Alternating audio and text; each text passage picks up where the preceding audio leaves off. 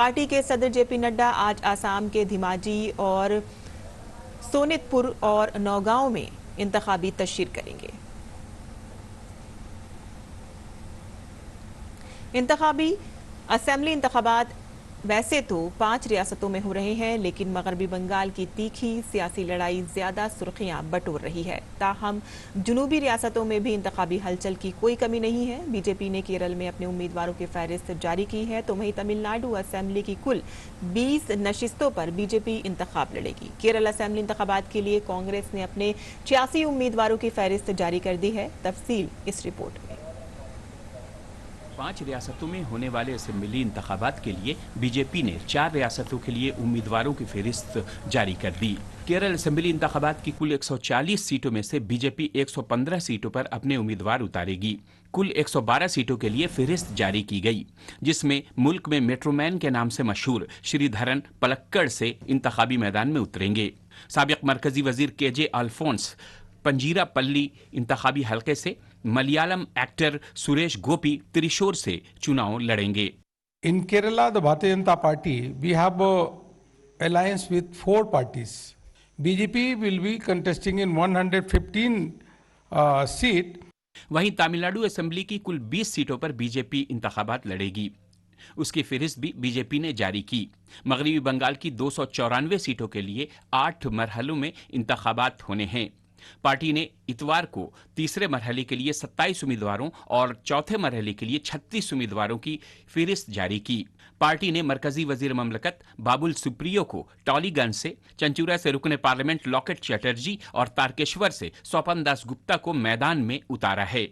असम के लिए भी बीजेपी ने तीसरे और आखिरी मरहले के लिए 17 उम्मीदवारों की फहरिस्त जारी की है। वहीं असम में इंतखाबी तशहीर भी पूरी रफ्तार में है। इतवार को वजीर दिफा राजनाथ सिंह ने जोरहाट में और मरकजी वजीर दाखिला अमित शाह ने तिनसुकिया और शिवसागर में अवामी जलसे से खिताब किया। दोनों ही लीडरों ने सरकार के तरक्की के कामों का खाका रखा। अमित शाह ने बदउनवानी से पाक हुकूमत और तरक्की के लिए वक्फ सरकार की तारीफ की। साथ ही उन्होंने कहा कि बीजेपी ने रियासत को दरअंदाजों और दहशतगर्दों से आजाद कर दिया है, जबकि कांग्रेस सिर्फ वोट बैंक की सियासत कर रही है। कांग्रेस पार्टी राहुल गांधी जी के नेतृत्व में चल रही, मगर उनके कंधे पर बदरुद्दीन अजमल बैठे हैं। मुझे बताइए भाइयों, बदरुद्दीन अजमल जहां हो वहां घुसपैठ रुक सकती है क्या?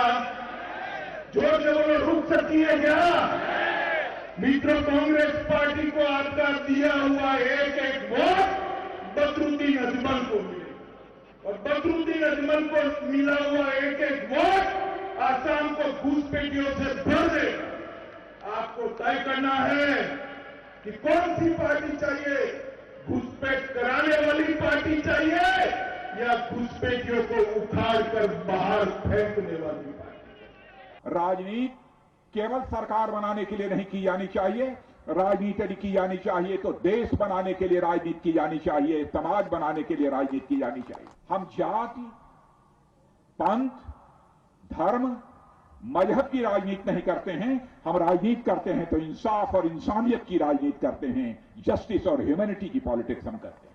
जुनूबी भारत की इंतखाबी रियासतों में भी इंतखाबी तशहीर तेज हो गई है। पुडुचेरी में इंतखाबी कमीशन ने तैयारियों पर मीटिंग भी की। एक तरफ बीजेपी में रियासती असेंबली के 4 बार एमएलए रह चुके डीएमके के लीडर पी कनन ने पार्टी का दामन थाम लिया, तो वहीं दूसरी तरफ कांग्रेस अपनी आपसी खींचातानी में फंसी हुई है। पुडुचेरी कांग्रेस इंतखाबाती कमेटी की मीटिंग के दौरान कुछ कांग्रेस कारकुनों ने मुखालिफत के तौर पर डीएमके का झंडा भी उठाया। दूसरी तरफ केरल कांग्रेस के लिए 86 उम्मीदवारों की लिस्ट जारी हो गई है। साबिक वजीर आला उमन चांडी अपने आबाई हलके पुथुपल्ली से ही इंतखाबात लड़ेंगे और निमोम से के मुरलीधरन इंतखाबी मैदान में होंगे। फहरिस्त आ जाने के बाद भी खातून कांग्रेस सरबराह लतिका सुभाष ने टिकट न मिलने पर सर मुंडाकर तिरुवनंतपुरम में पार्टी ऑफिस के सामने एहतजाजी मुजाहिरा किया। All the 86 candidates announced by International Congress, they are all very, very important so far as party is concerned. Kerala की गुत्थी तो कांग्रेस के लिए काफी हद तक सुलझ गई है, लेकिन तमिलनाडु में कांग्रेस कारकुनों का पार्टी के खिलाफ गुस्सा जारी है। वहीं डीएमके के एमएलए पी सर्वना ने बीजेपी का दामन थाम लिया है। Bureau report, DD news Urdu खबरें। और मगरबी बंगाल असेंबली इंतखाबात पर ताज़ा मालूमात के लिए बात करते हैं अपने नंदीग्राम में मौजूद नामानिगार अनुज यादव से। अनुज, इस वक्त मगरबी बंगाल की हम आपसे सूरत हाल जानना चाहेंगे। एक तरफ जहां बीजेपी की तरफ से कई उम्मीदवारों की फहरिस्त जारी हुई है, तो वहीं दूसरी जानिब आज वज़ीर दाखिला अमित शाह भी वहां पर रैलियों से खिताब करने जा रहे हैं। किस तरह की आप तस्वीर वहां देख रहे हैं? देखिए, निश्चित तौर पर तीसरे और चौथे चरण के लिए भी भारतीय जनता पार्टी ने और टीएमसी ने अपने उम्मीदवारों की घोषणा की है और उसी के साथ साथ साइमा जो एक चुनावी संग्राम है उसका जो एक रूप है वो हमें यहाँ पर अब बढ़ता हुआ दिखाई दे रहा है। लगातार जो है बड़ी बड़ी रैलियां और जनसभाएं, रोड शो किए जा रहे हैं। खुद केंद्रीय गृह मंत्री लगातार पश्चिम बंगाल में चुनावी सभाओं को कर रहे हैं। आज भी उनकी 2 चुनावी सभाएं होंगी। इसके अलावा ममता बनर्जी हालांकि अभी चुनाव प्रचार के लिए नहीं निकली हैं। उनके पैर में जो चोट आई है उसके बाद उन्होंने फैसला लिया है कि वो व्हील चेयर पर ही वो जो है चुनाव प्रचार करेंगी। निश्चित तौर पर सबसे ज्यादा जो चर्चित सीट है वो नंदीग्राम है। जिस समय मैं यहाँ पर खड़ा हूँ, क्योंकि नंदीग्राम में ममता बनर्जी चुनाव लड़ रही हैं, उनको जो टक्कर दे रहे हैं वो उनके सबसे खास व्यक्ति जो उनके रहे थे टीएमसी में, शुभेंदु अधिकारी, जो भारतीय जनता पार्टी में शामिल हुए हैं, वो ही उनको टक्कर देते हुए नजर आ रहे हैं। और न सिर्फ पश्चिम बंगाल बल्कि पूरे देश की नजरें इस सीट पर होंगी। नंदीग्राम का अपना एक इतिहास रहा है। सभी जानते हैं कि नंदीग्राम में 2007 में जो भूमि आंदोलन हुआ था, उसी आंदोलन के चलते जो है ममता बनर्जी मुख्यमंत्री की कुर्सी तक पहुंची थी। लेकिन कल मैं नंदीग्राम में था, क्योंकि कल नंदीग्राम दिवस था। ऐसे में सभी राजनीतिक दलों के नेता जो हैं वहां पर श्रद्धांजलि देने आए थे उन लोगों को जो पुलिस की गोलाबारी में 2007 में मारे गए थे। ऐसे में मैंने वहां पे चुनावी माहौल को जो समझने की कोशिश की, लोगों से बातचीत की। एक बात सामने जरूर आती है कि भले ही मुख्यमंत्री ममता बनर्जी नंदीग्राम से मुख्यमंत्री की कुर्सी तक पहुंची हो, लेकिन लोगों का अभी भी यह आरोप है कि मुख्यमंत्री बनने के बाद ममता बनर्जी नंदीग्राम को भूल गई, उस इलाके के अंदर कभी वापस नहीं आई, सिर्फ चुनावों को छोड़कर। नंदीग्राम एक छोटा सा कस्बा है, बहुत ज्यादा विकास के कार्य अभी वहां नहीं हुए, औद्योगिकीकरण को वहां नहीं होने दिया गया पिछले कई सालों के अंदर। किसानों की स्थिति वहां अभी बहुत ज्यादा अच्छी नहीं है। उसके बावजूद भी सबसे बड़ी बात यही होगी कि टीएमसी जो ममता बनर्जी का जो ये एक इलाका रहा है, जनाधार वाला इलाका रहा है, क्या शुभेंदु अधिकारी उनको टक्कर दे पाएंगे? क्या शुभेंदु अधिकारी, क्योंकि उसी इलाके के रहने वाले हैं और पिछले कई सालों के अंदर शुभेंदु अधिकारी की पकड़ भी इस नंदीग्राम पे काफी मजबूत रही है। ऐसे में ये देखने वाली बात जरूर होगी कि ये जो हॉट सीट है, सबसे कड़ा मुकाबला इस सीट पर दिखाई दे रहा है। ऐसे में यहाँ पर दादा जीतेंगे या दीदी जीतेंगे, देखने वाली बात जी अनुज, नंदीग्राम में बेहद सख्त चैलेंज है। इसी के साथ ही हमारे साथ केरल असेंबली इंतखाबात से ताज़ा तरीन सूरत हाल के लिए हमारे साथ जुड़ गए हैं नामानिगार उर्मिलेश, हम आपसे जानना चाहेंगे कि जिस तरह से अनुज ने हमको बताया कि मगरबी बंगाल में सियासी रैलियां वहां पर चल रही हैं और उरूज पर हैं और वहां के लीडरान जो हैं लोगों को राग़िब करने के लिए पूरी तरह से कोशिश कर रहे हैं। इस वक्त आप केरल की क्या सूरत हाल देख रहे हैं? जी, अगर केरल की हम लोग बात करें तो एलडीएफ ने अपने जो उम्मीदवार थे, चुनाव में उतरने वाले उम्मीदवार, उनकी घोषणा पहले ही कर दी थी। लिहाजा कल जो रविवार था, रविवार को एनडीए और जो यूडीएफ है उसने अपने उम्मीदवारों की घोषणा की है। एनडीए की अगर बात करें तो यहाँ पर कई जो नामचीन हस्तियां उनको चुनाव मैदान में उतारा गया है, जिसमें कि मेट्रो मैन के अलावा जो है भाजपा के जो केरल प्रमुख है के सुरेंद्रन, वो 2 जगह से यहाँ पर चुनाव लड़ रहे हैं। उसके अलावा जो सुरेश है, फिल्म एक्टर, वो है। उसके अलावा शिक्षा जगत से जुड़ी हस्तियों के अलावा भी कई ऐसे लोग हैं जो कि चुनाव मैदान में उतारे गए हैं। वहीं जो यूडीएफ है उसने जो है जो नेता प्रतिपक्ष के अलावा जो उच्चांडी यहाँ पर कांग्रेस के जो नेता हैं उनको यहाँ पर चुनाव मैदान में उतारा। साथ ही जो अगर भाजपा की बात करें तो एनडीए की बात करें तो एनडीए ने यहाँ पर जो कोशिश रही है वो कोशिश जारी की है, क्योंकि पिछले चुनाव में उसने यहाँ पर 1 सीट हासिल की थी। तो लिहाजा इस समय वो उसकी कोशिश है कि कहीं ना कहीं वो जो है जो केरल की राजनीति है उसको कहीं ना कहीं टक्कर दे। दूसरी तरफ यूडीएफ की बात करें तो यूडीएफ ने कहा है कि हमने जो अपने उम्मीदवार हैं उन उम्मीदवारों में नौजवान और राजनीतिक अनुभव दोनों का मिश्रण करके यहाँ पर उम्मीदवारों की घोषणा की है। साथ ही अगर केरल की राजनीति की बात की जाए तो केरल में यूडीएफ ने अपने उम्मीदवारों को पहले ही जो है घोषणा कर दी थी। तो लिहाजा जो है उसने कई जो अपने जो नेता थे, जो एमएलए थे, वो एमएलए या मंत्री थे, उनके टिकट काट करके नए चेहरे को मैदान में उतारा है। और अगर अब बात करें तो अब ये जो है कांटे का मुकाबला यहाँ पर देखने को मिलेगा साइमा। जी उर्मिलेश, कांटे का मुकाबला देखने को मिलेगा केरल में भी, और अनुज ने भी बताया कि मगरबी बंगाल में भी तमाम लीडरान अपनी पूरी कोशिश कर रहे हैं लोगों को राग़िब करने के लिए। उर्मिलेश आपका और अनुज आपका, आप दोनों का बहुत बहुत शुक्रिया हमें तमाम तफसीलात से वाकिफ़ कराने के लिए। और अब इसके बाद बात करते हैं तमिलनाडु की, जहाँ तमिलनाडु में हुक्मरान जमात AIADMK ने इंतखाबी मंशूर जारी किया है। पार्टी ने अवाम से कुल 164 इंतखाबी वादे किए हैं। AIADMK के इंतखाबी मंशूर में हर खानदान के एक फर्द को सरकारी मुलाजमत देना, जचकी की छुट्टी को 12 माह करना, वॉशिंग मशीन देना, पेट्रोल डीजल की कीमतों में कमी लाना, तालीमी कर्जों की माफ़ी और तलबा को 1 साल के लिए 2 GB डेटा मुफ्त देने का वादा किया गया है। और रियासत में 6 अप्रैल को अभी 234 असेंबली नशिस्तों के लिए वोट डाले जाएंगे।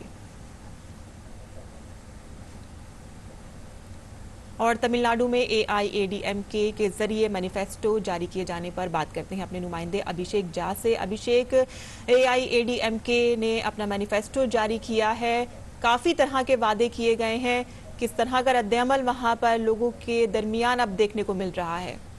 देखिए साइमा, निश्चित रूप से ये जो पूरा स्टेट है तमिलनाडु स्टेट में, इसमें हर बार के चुनाव में जो लोगों को या वोटर्स को फ्री में चीजें देने की एक प्रॉमिसेस देने की एक परंपरा रही है। और पिछले सालों में भी काफी ज्यादा बार इस चीज को कहा गया है। पॉलिटिकल पार्टीज ने लोगों को मिक्सी, टीवी, सोने की चेन और लैपटॉप, साइकिल, स्कूटी, तमाम ऐसी चीजें लोगों को प्रॉमिसेस की हैं और पीछे के सालों में उन चीजों पर काफी ज्यादा चीजों को डिलीवर भी किया गया है। तो ये एक बहुत बड़ा फैक्टर होता है। यहाँ पर अभी आप AIADMK की बात करें, DMK की बात करें और कमल हसन की बात करें, सभी पार्टियां लोगों को बड़े बड़े वादे कर रही हैं। कोई फ्री सिलेंडर दे रहा है, कोई फ्री राशन दे रहा है, कोई हर महीने लोगों के अकाउंट में पैसे देने की बात कर रहा है। तो ये यहाँ के चुनाव का एक बहुत बड़ा स्ट्रॉन्ग पॉइंट होता है। और ये हमें देखना होगा कि कौन सी पार्टी को लोग फेवर करेंगे, क्योंकि हर एक पार्टियां कुछ ना कुछ बड़े पोल प्रॉमिसेस कर रही हैं।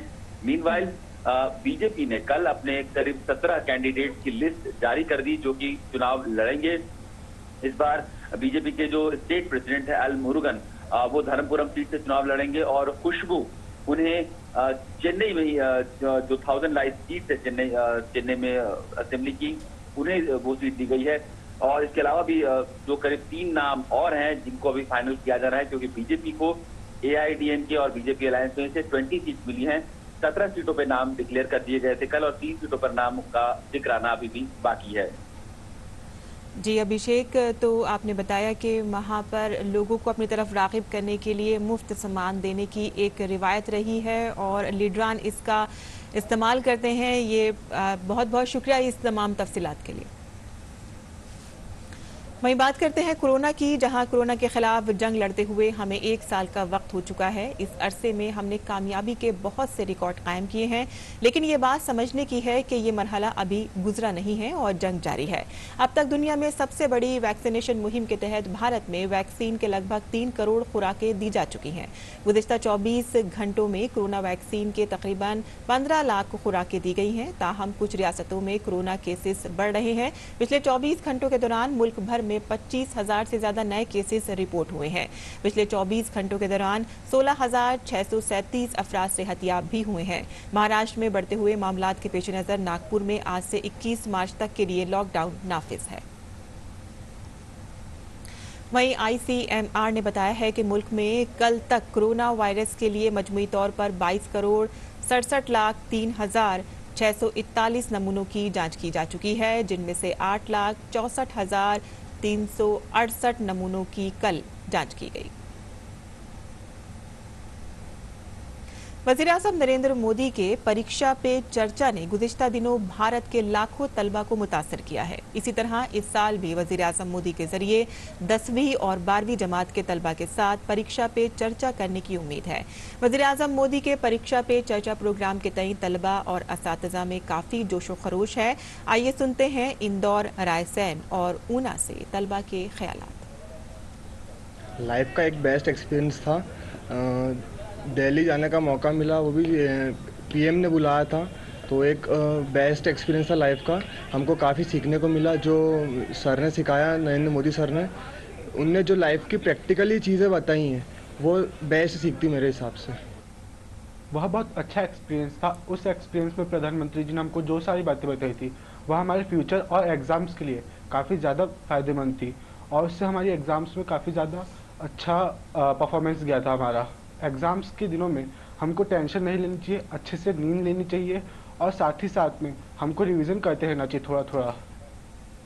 मैं 2020 में परीक्षा पे चर्चा में शामिल हुई थी, जिसका कार्यक्रम दिल्ली में हुआ, और उसका अनुभव मेरे लिए बहुत अच्छा और नया था। छात्र जीवन में ऐसा अनुभव मिलना बहुत अच्छी बात है, और मेरे दोस्तों के लिए यही संदेश है कि इस तरह की जितनी भी प्रतियोगिताएं हों उसमें हिस्सा लेना चाहिए, जिससे अपना एक्सपीरियंस बढ़ता है। और प्रधानमंत्री जी ने भी सभी बच्चों के सवालों के बहुत अच्छे से उत्तर दिए थे, जिससे हमें बहुत प्रेरणा मिली। मेरा अनुभव बहुत ज़्यादा अच्छा रहा। प्रधानमंत्री ने कई सारे छात्रों के परीक्षा संबंधी प्रश्नों के उत्तर बहुत ही सरलता विनम्रता से दिए। उन्होंने हमें बताया कि हमें बोर्ड एग्ज़ाम्स को लेकर, चाहे कोई भी एग्ज़ाम्स हो, हमें उसको ज़्यादा लेकर स्ट्रेस नहीं लेना चाहिए, क्योंकि बोर्ड एग्ज़ाम्स हमारे लाइफ का एक इम्पॉर्टेंट कंपोनेंट तो है, बट बोर्ड एग्ज़ाम्स कभी भी हमारे पोटेंशियल को डिफ़ाइन नहीं करते। वहीं सड़क नकलो हमल और शाहराहों के वज़ीर नितिन गडकरी ने कल तालीमी नुमाइश सार्थक एजुकेशन 2021 की इफ्तिताई तकरीब से खिताब किया। अपनी तकरीब में गडकरी ने कहा कि मरकजी हुकूमत भारत को दुनिया की नंबर 1 मईशत बनाना चाहती है। गडकरी ने यह भी कहा कि भारतीय सड़कों के बुनियादी ढांचे को अमेरिका या यूरोप सड़कों के बुनियादी ढांचे के जैसा बनाएंगे। हम हिंदुस्तान को दुनिया की नंबर 1 की ग्लोबल इकोनॉमी बनाना चाहते हैं। अब नंबर 1 की इकोनॉमी बनाने के लिए प्रधानमंत्री जी ने जो प्लान किया उसमें हमें कहा है कि 111 लाख करोड़ 111 लाख करोड़ का इंफ्रास्ट्रक्चर बनाना और पाइपलाइन में। अब वो इंफ्रास्ट्रक्चर 111 लाख करोड़ का अगर हमको बनाना है तो मैंने ये हमको आश्वस्त किया है कि मेरे 5 साल इस बार, अभी 1-1.5 साल और हुआ है पूरा, और 3 साल है, तो 3 साल पूरे होने के बाद मैं इंडियन रोड इंफ्रास्ट्रक्चर को अमेरिकन इंफ्रास्ट्रक्चर, रोड इंफ्रास्ट्रक्चर और यूरोपियन रोड इंफ्रास्ट्रक्चर के बराबरी में पहुंचाने का काम करूंगा। और म्यांमार में जमहूरियत के हामी मुजाहिरीन पर फौजी तशद्दुद का सिलसिला जारी है। मुजाहिरीन ने कल रंगून के नवाही इलाके में चीन की माली मदद से चल रहे कारखानों को नजर आतिश कर दिया। इसके बाद सिक्योरिटी फोर्सेस की फायरिंग से कम 39 मुजाहिरीन हलाक हो गए। एक पुलिस अफसर भी तशद्दुद के दौरान अपनी जिंदगी से हाथ धो बैठा। फरवरी में मुंतखब हुकूमत के खिलाफ फौजी बगावत के बाद शुरू होने वाले मुजाहिरे में पुलिस एहलकार की अपनी जान से हाथ धो बैठने का ये दूसरा वाकया है। इसी के साथ ही म्यांमार की दूसरी और मकबूल तरीन रहनुमा सूची को आज दोबारा अदालत में पेश किया जाएगा। और खेल की खबरों में भारत ने अहमदाबाद में इंग्लैंड के खिलाफ खेला गया दूसरा T20 मैच 7 विकेटों से जीत लिया है। भारत की जीत में डेब्यू करने वाले ईशान किशन और कप्तान विराट कोहली ने कलीदी किरदार अदा किया। इन दोनों बल्लेबाजों ने निफ सेंचुरियां बनाई। भारत के सामने 165 रन का हदफ था, जिसे टीम ने 17.5 ओवर में 3 विकेटों के नुकसान पर 166 रन बनाकर हासिल कर लिया। 5 मैचों की सीरीज अब 1-1 से बराबरी पर है। और अब पेश है दिल्ली से शाये उर्दू अखबारात का मुख्तसर जायजा।